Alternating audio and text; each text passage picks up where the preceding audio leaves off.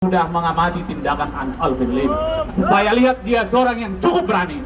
Dan menurut saya, ini adalah aset negara yang harus kita pertahankan. Karena hari ini tidak ada atau jarang sekali orang yang berani berjuang demi kebenaran.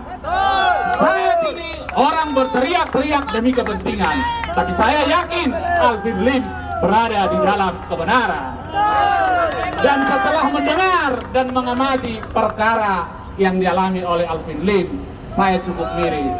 Saya tidak melihat ada absensi penangkapan dan penahanan Alvin Lim. Karena dia bukan melakukan kejahatan yang berat, bukan teroris, bukan merugikan. Yang paling miris, dia dengan sangat getol membela orang-orang yang tertipu investasi bodong.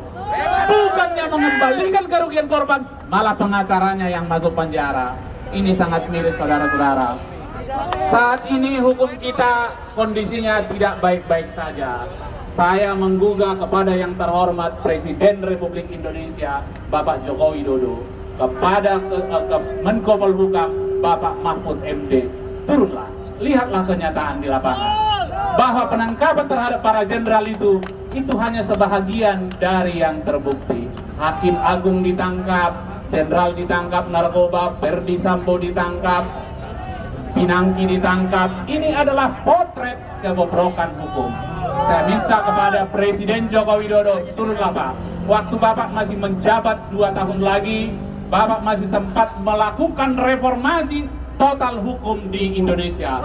Saya bukan bilang infrastruktur nggak perlu, sangat perlu Pak.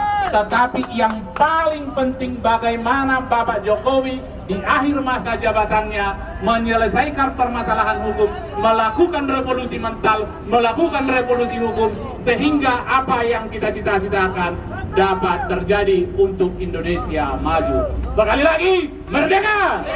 Merdeka! Merdeka! Merdeka! Merdeka!